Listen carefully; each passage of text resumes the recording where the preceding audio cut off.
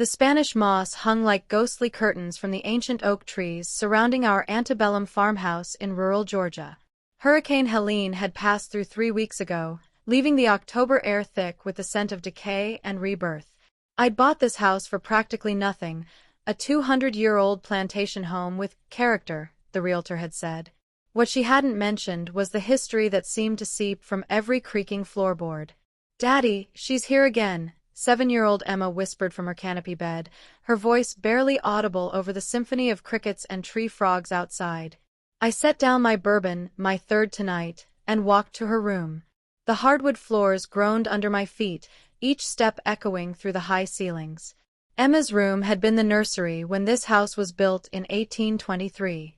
The previous owner, an elderly woman named Mrs. Cordelia Blackwood, had insisted on telling me that detail before she moved to Atlanta to live with her daughter. "Who's here, sweetheart?" I asked, though I already knew the answer. "The lady in the white dress. She stands right there." Emma pointed to the corner where shadows seemed to gather despite the nightlight. "She's crying again." My skin prickled. This was the 5th night this week. Emma had never shown signs of an overactive imagination before. If anything, she was too practical, too mature for her 7 years, a trait she'd inherited from her mother. "What does she say to you?" Emma's green eyes, so much like Rachel's, fixed on mine. "She says she's looking for her babies. She says they took them away and she can't find them anywhere." I felt that familiar tightness in my chest. Rachel had been gone for 8 months now, not deployed like a normal military spouse, but dead.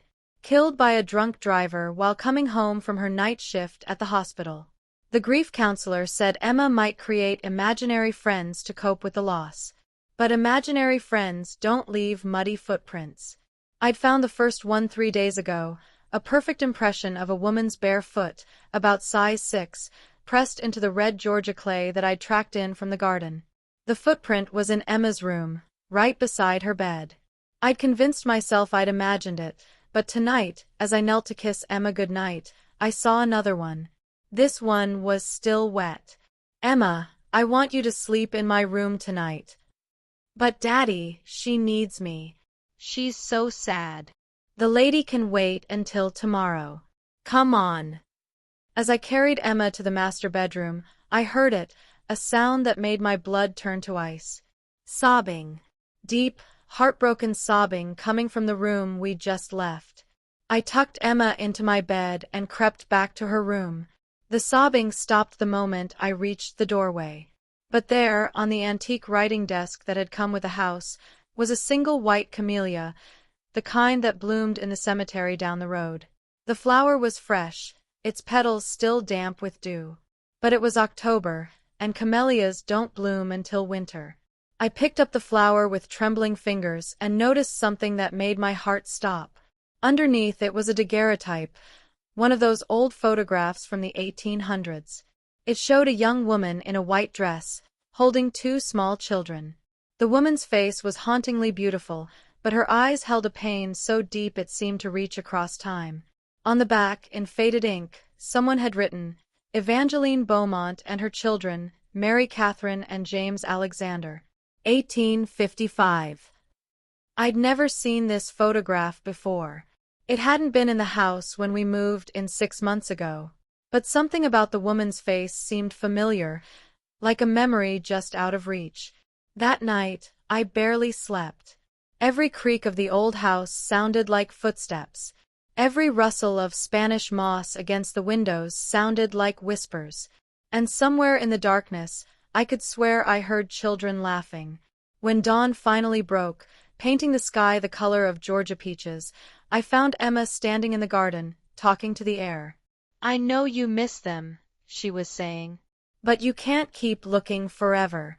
They're not lost anymore." "Emma, who are you talking to?" She turned to me, and I saw tears on her cheeks. "The lady from my room. She says her name is Evangeline. She says she's been looking for her children for 169 years. My hands shook as I did the math. 1855 to 2024. Exactly 169 years. Emma, let's go inside. We need to talk. That afternoon, I drove to the Georgia Historical Society in Savannah, leaving Emma with my sister Kate. The 3-hour drive through backwoods Georgia gave me time to think, but thinking only made the questions multiply. Dr. Patricia Winters, the Historical Society's lead researcher, was a woman in her 60s with kind eyes and hands stained with ink from old documents. When I showed her the daguerreotype, her face went pale. "Where did you find this?" she asked, her voice barely above a whisper. "In my house. The old Blackwood place on Magnolia Ridge Road." She stared at me for a long moment. "Mr. Mitchell, this photograph has been missing for over 50 years. The Beaumont family donated their entire collection to us in 1970, but this particular image was stolen from our archives in 1973. Stolen? Why?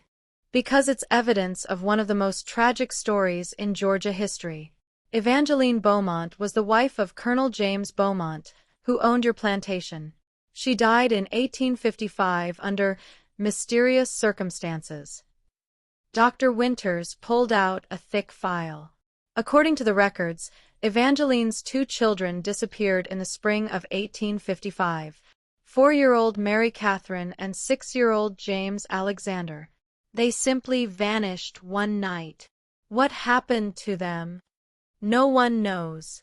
Some say they were kidnapped. Others believe they were sold. There were rumors that Colonel Beaumont had gambling debts and was desperate for money. But Evangeline refused to accept that they were gone. She spent months searching for them, walking the countryside, questioning everyone. And then she was found dead in the garden behind your house. Officially, it was ruled a suicide. She'd taken laudanum. But the servants whispered that she'd been murdered to keep her from digging too deep into what really happened to her children. I felt sick. The garden behind my house? The same garden where you found the camellia. Evangeline loved those flowers. She planted the entire garden herself. Dr. Winters leaned forward. "Mr. Mitchell, why are you asking about this?" I told her everything. Emma's conversations with the empty air, the footprints, the crying. Dr. Winters listened without interruption, her expression growing more concerned with each detail. "There's something else," she said finally. "Something that wasn't in the official records. My great-grandmother was a seamstress who worked for the Beaumont family. She told stories that were passed down through our family." "What kind of stories?" "She said Evangeline didn't kill herself. She said Colonel Beaumont had sold the children to a family in Charleston, a wealthy couple who couldn't have children of their own. When Evangeline found out, she threatened to expose him. So he poisoned her and made it look like suicide." "Did she ever find proof?" "She tried. My great-grandmother said Evangeline had hidden evidence somewhere in the house. Letters, bills of sale, something that would prove what really happened. But she died before she could reveal it." The drive home felt like a journey through time. Every mile brought me closer to a truth I wasn't sure I wanted to face. But as I pulled into our driveway, I saw Emma sitting on the front porch, her face streaked with tears. "Daddy, something's wrong," she said, running to me. "The lady is really upset. She says someone's coming to take her away again." "What do you mean?" "She says the bad man is coming back. She says he's been watching us." I looked around the empty countryside. Our nearest neighbor was 2 miles away. But as the sun set behind the oak trees, I saw him, a figure standing at the edge of the woods, watching our house. He was tall and thin, dressed in a dark suit that seemed out of place in rural Georgia. Even from a distance, I could feel his eyes on us. "Emma, go inside. Now." I started walking toward the figure, but with each step I took, he seemed to fade, like mist dispersing in the wind. By the time I reached the tree line, he was gone. But carved into the bark of the nearest oak tree were fresh letters, "Stop digging." That night, I boarded up Emma's room and made a bed for her in the living room. I sat up all night with my grandfather's shotgun across my lap, listening to the sounds of the old house. At 3 a.m., I heard them, children's voices, laughing and calling for their mama. And underneath it all, a woman's voice, desperate and heartbroken. My babies, where are my babies? I didn't sleep for 3 days. Every shadow seemed to move, every creak of the house sounded like footsteps, and Emma's condition was getting worse. She'd stopped eating, stopped playing, spent all her time staring at empty spaces and whispering to people I couldn't see. She's getting weaker, Emma told me over breakfast, though she hadn't touched her scrambled eggs. The lady. She's fading away. What do you mean? She used all her strength to show you the picture. Now she can barely stay. But she won't leave until she finds her babies. I called Dr. Sarah Chen, the child psychologist who'd been helping Emma after Rachel's death. She arrived within 2 hours, her face lined with concern. Tom, I need to ask you something difficult, she said as we sat in the kitchen while Emma napped. Have you been taking care of yourself? Eating. Sleeping. I'm fine. It's Emma I'm worried about. Children sometimes mirror their parents' psychological state. If you're experiencing hallucinations due to grief and stress, I'm not hallucinating. I showed her the daguerreotype. This appeared in our house. Emma couldn't have put it there. Dr. Chen studied the photograph. It's very old. Could it have been hidden in the house when you moved in? Maybe. But that doesn't explain the footprints, the voices, the… Tom, listen to me. You've been through tremendous trauma. Losing Rachel, moving to an isolated house, raising a daughter alone. It's possible that your mind is creating these experiences as a way to process grief. But even as she spoke, we heard Emma's voice from the living room. I know you're scared, but my daddy's going to help. He's going to find them. Dr. Chen frowned. Who is she talking to? We crept to the living room doorway. Emma was sitting on the couch, facing the empty armchair where Rachel used to read her bedtime stories. She was holding a conversation, pausing between sentences as if listening to responses. She says thank you, Emma continued. She says she's sorry she scared you. She just wants her babies back. Dr. Chen watched for several minutes, then pulled me aside. Tom, this is more than imaginary friends. Emma is displaying signs of severe psychological trauma. I think she needs to be hospitalized for observation. No. The word came out harder than I intended. She's not crazy. Something is happening in this house, and I'm going to find out what. That night, after Dr. Chen left, I started my own investigation. I searched every room, every closet, every hidden space I could find.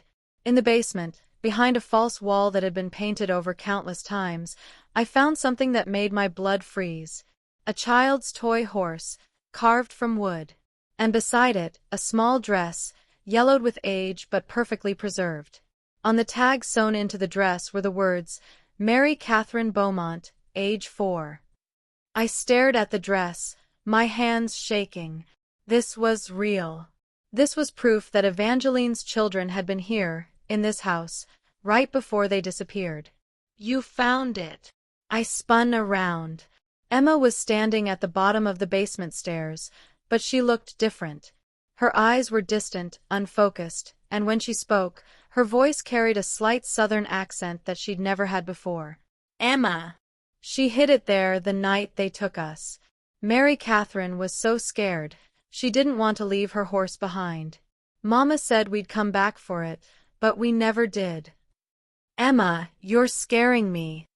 I'm not Emma. The voice was still my daughter's, but the words, the inflection, everything was different. I'm Mary Catherine. I've been waiting so long for someone to find us. I dropped the toy horse, and it clattered on the concrete floor. The sound seemed to break whatever spell had hold of my daughter. She blinked, confused. Daddy. Why are we in the basement? I gathered her in my arms, my heart hammering. It's okay, sweetheart. Let's go upstairs. But as we climbed the stairs, I heard a child's voice whisper from the darkness behind us, "Tell Mama we're okay. Tell her we forgive her."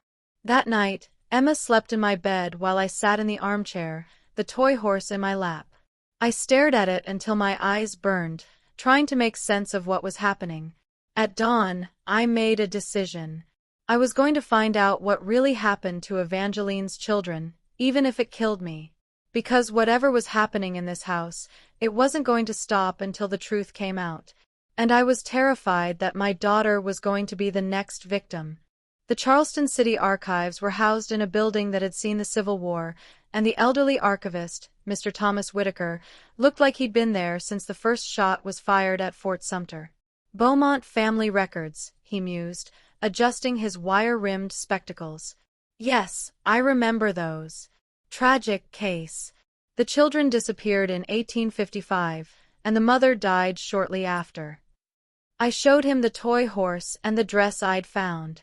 His face went grave. My God! These are the actual artifacts. We've been looking for these for decades. Why? Because they're evidence in what many historians believe was one of Georgia's first documented cases of child trafficking. Colonel James Beaumont was deeply in debt from gambling and poor cotton crops. There were rumors that he sold his own children to pay off his creditors. Do you have proof? Mr. Whitaker disappeared into the archives for over an hour. When he returned, he carried a leather-bound ledger and a stack of yellow letters tied with ribbon. This ledger belonged to Silas Hartwell, one of Charleston's most successful lawyers in the 1850s.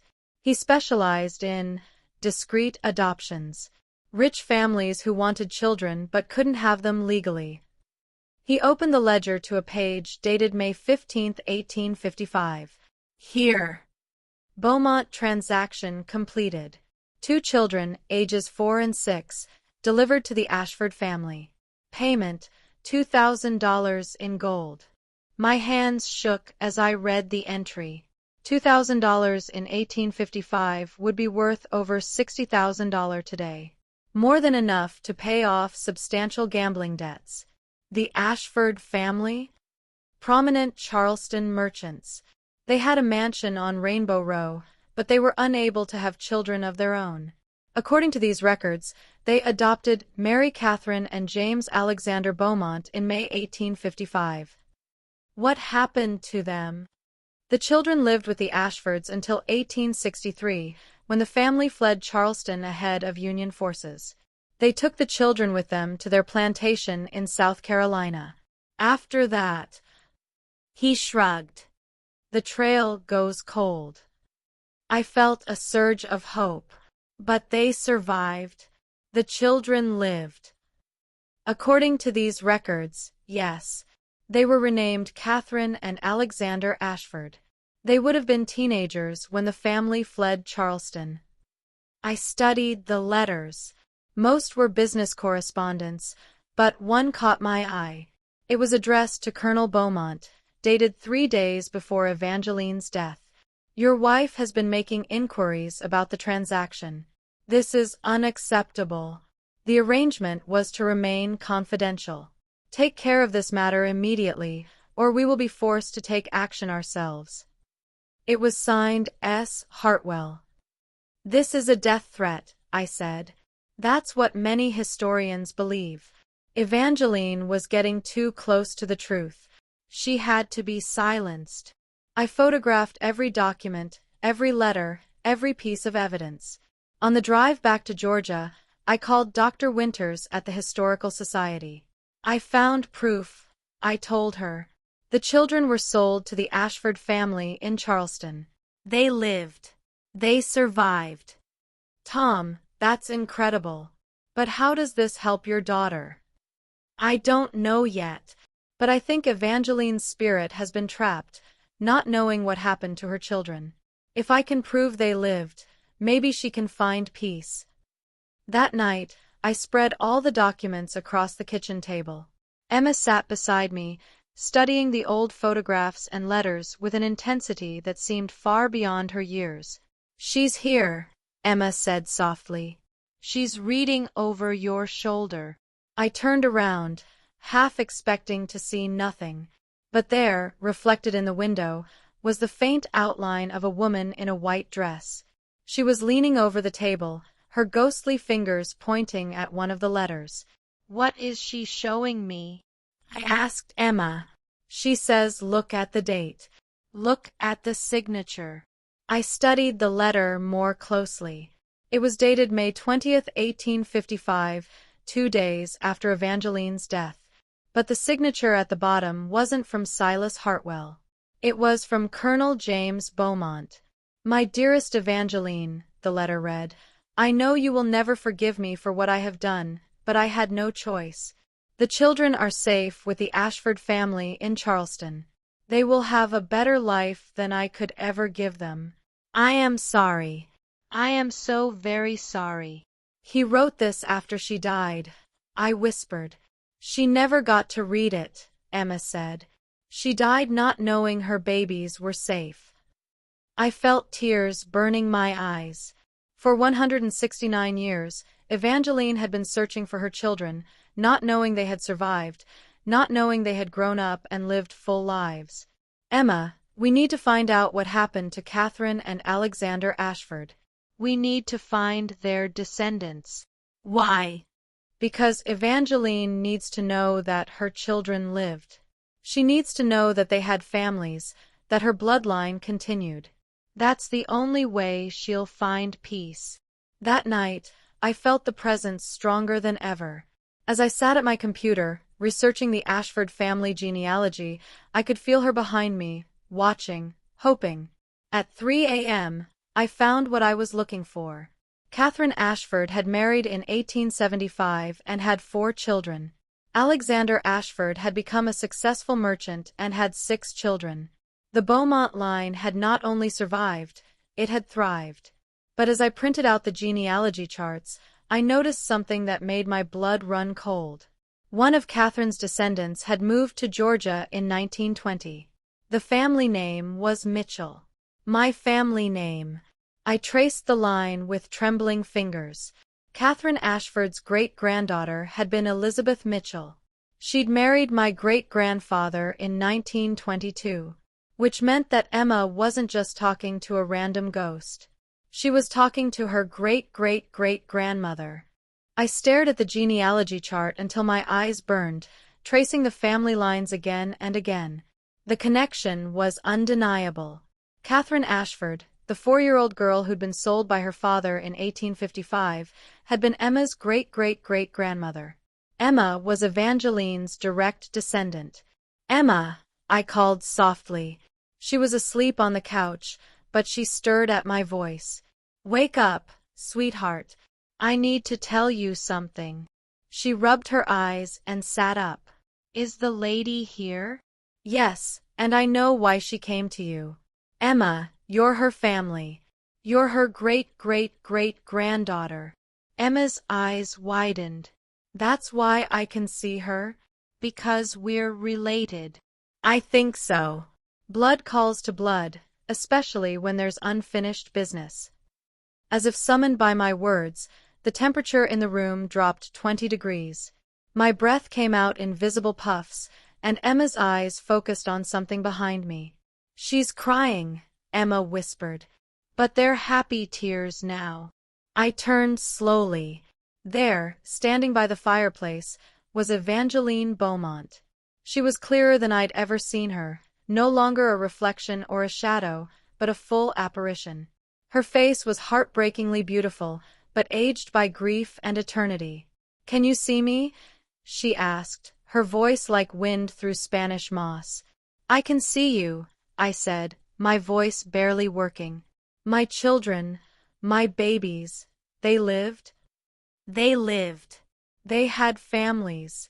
They had children and grandchildren and great-grandchildren. Your bloodline survived, Evangeline. Emma is proof of that." She moved closer, and I could see the tears on her ghostly face. "I thought I had failed them. I thought they died alone and scared. They didn't. They were adopted by a good family. They were loved. They grew up and lived full lives. And Emma, she's my blood? She's your great-great-great-granddaughter. Catherine's line. Evangeline knelt beside Emma, and for a moment, I saw them as they really were, not a living child and a ghost, but simply two members of the same family, separated by time but connected by love. I'm sorry I scared you, child, Evangeline said softly. You didn't scare me, Emma replied. You just seemed sad. I wanted to help. You did help. You brought your father to me. You helped him find the truth. I watched this exchange with tears in my eyes. The love between them was palpable, transcending death itself.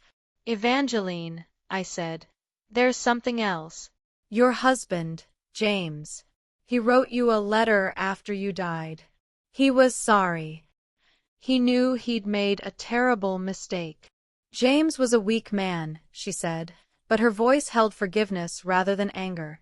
He was lost in his pride and his debts, but he wasn't evil. Just broken. He made sure the children went to a good family. He could have sold them to anyone, but he chose people who would love them. I know that now. I can feel it, the love that surrounded my children throughout their lives. They were happy, weren't they? They were. Catherine married a preacher and had 4 children. Alexander became a successful businessman and had 6 children. They lived to be old, surrounded by family. Evangeline closed her eyes, and for a moment she seemed to glow with an inner light. I can feel them now. All of them. All my descendants. They're calling to me. Are you ready to go to them? Almost. There's one more thing I need to do. She stood and walked to the window, gazing out at the garden where she died 169 years ago. I hid something before James poisoned me. Evidence of what he'd done. I wanted to make sure that if anything happened to me, the truth would eventually come out. What did you hide? Letters. Bills of sale. Proof of the transaction. I buried them in a metal box beneath the camellia tree in the center of the garden. I felt a chill that had nothing to do with her ghostly presence. Evangeline, why are you telling me this now? Because the truth needs to come out. Not just for me, but for all the other families who were torn apart by men like Silas Hartwell. The trafficking didn't end with my children. It continued for decades. But that was over 150 years ago. Why does it matter now? Because evil like that leaves scars that echo through time. Your Emma isn't the only child who can see the dead. There are others, scattered across the South, children who are visited by spirits of mothers who lost their babies to trafficking rings. I thought about the man I'd seen watching our house, the one who'd carved, "Stop digging," into the oak tree. Is someone trying to keep this secret buried? Yes. There are people whose family fortunes were built on the suffering of others. People who would do anything to keep the truth hidden. What do you want me to do? Dig up the evidence. Make it public. Let the world know what happened to families like mine. And if I do that, will you find peace? She smiled, and for the first time, I saw joy in her ghostly face. I've already found peace, knowing my children lived and loved. But I want to help the others, the mothers who are still searching, still trapped by their grief. The others. You'll understand when you find the box. But be careful. The people who want this secret buried are still out there, and they're still dangerous. As dawn broke over the Georgia countryside, Evangeline began to fade. But before she disappeared entirely, she reached out and touched Emma's face. Remember me, child. Remember that love is stronger than death, and that family bonds can never be broken. I'll remember, Emma whispered. And then she was gone, leaving only the scent of camellias and the echo of a mother's love. I waited until noon to start digging, when the sun was high and the shadows were short. Emma sat on the porch, keeping watch while I worked in the garden. The camellia tree was ancient, its roots deep and twisted, but I dug carefully around them, not wanting to disturb the plant that had been Evangeline's final gift to the world. 3 feet down, my shovel hit metal. The box was wrapped in oilcloth and surprisingly well preserved. Inside, I found exactly what Evangeline had promised: letters, bills of sale, and a ledger book that documented transactions spanning from 1850 to 1875. But there was more. Much more. Newspaper clippings about missing children, photographs of families torn apart, and most disturbing of all, a list of names, not just the children who'd been sold, but the families who'd bought them, the lawyers who'd facilitated the transactions, and the politicians who'd been paid to look the other way. Some of those names were familiar. Very familiar. Senator William Ashford, the man who'd adopted Evangeline's children, had been just one player in a network that stretched from Georgia to South Carolina to North Carolina. The trafficking ring had operated for over 25 years, selling hundreds of children to wealthy families who wanted heirs but couldn't have them legally. And the profits had been enormous. According to the ledger, the ring had generated over $200,000 in 1850s money, equivalent to millions today. But it was the final document that made my blood run cold. A contract, dated 1875, transferring ownership of the entire operation to a new organization, the Hartwell Foundation. I'd heard that name before.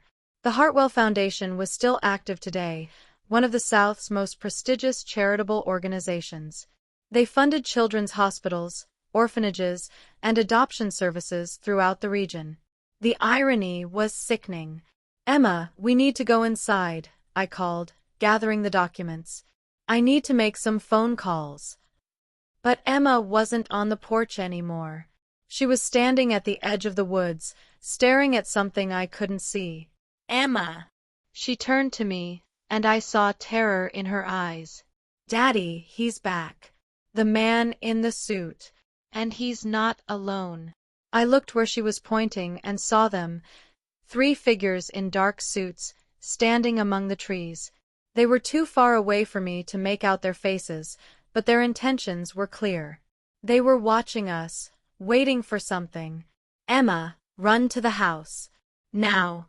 We made it inside just as the first car pulled into our driveway. Then a second. Then a third. 6 men in expensive suits got out, and I recognized the leader immediately. Senator Richard Hartwell III, great-great-grandson of Silas Hartwell, and current chairman of the Hartwell Foundation. I'd seen him on the news countless times, always championing children's causes, always fighting for family values. He was considered a shoo-in for the Republican nomination for governor. They didn't bother knocking. Senator Hartwell simply walked through our front door like he owned the place. "Mr. Mitchell," he said, his voice carrying the cultured drawl of old Southern money, "I believe you have something that belongs to my family. Get out of my house." "I'm afraid I can't do that. You see, you've stumbled upon some very old, very sensitive documents. Documents that could cause a great deal of unnecessary pain if they were to become public." "You mean they could destroy your family's reputation?" "Among other things." He smiled, but it didn't reach his eyes. "The Hartwell Foundation has helped thousands of children over the years. We've built hospitals, funded orphanages, provided homes for the homeless. Are you really going to destroy all that good work because of something that happened 170 years ago? Your ancestor murdered a woman to cover up child trafficking. That's not something you sweep under the rug. Alleged child trafficking. And even if it were true, everyone involved has been dead for over a century. What's the point of dragging up old scandals?" I looked around the room. Senator Hartwell's men had positioned themselves at every exit. These weren't just lawyers or political operatives. They looked like the kind of people who solved problems permanently. "What do you want?" I asked. "The documents. All of them." And your promise that you'll never speak of this matter again. And if I refuse? Then you'll be remembered as a grieving widower who couldn't handle the stress of raising a child alone. Very sad, really. Murder-suicide. These things happen more often than you'd think. Emma whimpered from behind me, and I felt rage burn through my chest. You're threatening my daughter. I'm offering you a choice. Take the money, let's say $500,000, and forget this ever happened. Or... He shrugged. Well, I think you understand the alternative. I looked at Emma, so small and frightened, and felt my resolve crumble. Rachel was already gone. I couldn't risk losing Emma too. I'll need time to think about it. Of course, but not too much time. Let's say 24 hours.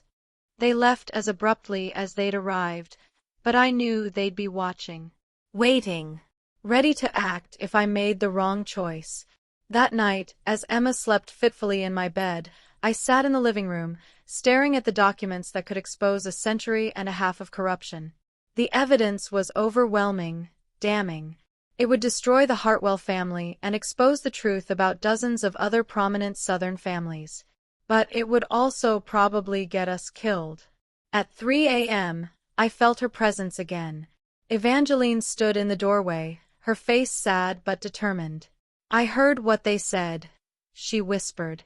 I'm sorry. I didn't mean to put you and Emma in danger. It's not your fault. You couldn't have known. But I did know. I knew that revealing the truth would be dangerous. I hoped that enough time had passed. What should I do? What does your heart tell you to do? I closed my eyes, thinking about Emma, about Rachel, about the future we'd planned that had been shattered by a drunk driver. My heart tells me to protect my daughter, but my conscience tells me to expose the truth. Then you must find a way to do both. How? The same way I did. Hide the evidence where it can be found later by people who can act on it safely. And hope that someday justice will come? Justice always comes, she said. Sometimes it just takes time. As she faded away, I made my decision. I would hide the evidence, but not in the ground. I would scan every document, every photograph, every piece of evidence. And I would upload it all to the internet, with a dead man's switch. If anything happened to Emma and me, the truth would automatically be revealed. Senator Hartwell wanted to play hardball? Fine. But he was about to learn that some secrets are too big to stay buried forever. Senator Hartwell didn't need more than a few seconds to realize the USB drive was bait. Where are the originals? He growled. Tom pointed to the small webcam above the fireplace, live streaming. In 17 encrypted cloud servers. If Emma and I don't check in every 24 hours, everything goes public. Hurt us, and the whole world will know the truth. Hartwell stepped back. He was used to winning legal battles, not digital wars. Before he could react, sirens echoed down the dusty road. Dr. Winters, warned hours earlier, had arrived with the local press, and 2 federal agents now very interested in a historic child trafficking ring tied to the Hartwell Foundation. The senator tried to escape through the back door, but the spirits had other plans. The great oak tree in the yard, the same one where "Stop Digging" had been carved, groaned and cracked, dropping a heavy branch that blocked the driveway. Hartwell and his men were cornered, and minutes later, in handcuffs. Inside the house, the air turned cold. Emma squeezed her father's hand. Standing beside her was Evangeline, more radiant than ever, and behind her, 2 ghostly children, Mary Catherine and James Alexander, smiled softly. "Thank you," whispered the woman from 1855. "The past has finally been heard." A breeze filled the hall with the scent of camellias. The old walls seemed to exhale. In silence, the spectral family faded into golden light, rising slowly up the staircase, into the morning sun. Tom knelt in front of his daughter. "It's over, sweetheart. She can rest now. And so can we. Emma smiled, her eyes brighter than they'd been in months. Mom would have liked this, everyone safe, and the truth out. In the following days, the evidence spread like wildfire online. National headlines exposed a centuries-old network of illegal adoptions and the powerful families behind them. The Hartwell Foundation was seized by federal authorities. Ironically, its vast fortune would now fund investigations into 19th-century child enslavement across the South. In the garden, Tom planted 3 new white camellias in a circle, one for Evangeline, one for Mary Catherine, and one for James Alexander. There, father and daughter promised that Magnolia Ridge would be a home again, not a graveyard of secrets. On the final night of October, with moonlight silvering the rooftop and the Spanish moss swaying gently in the breeze, the house was silent. No whispers. Just peace.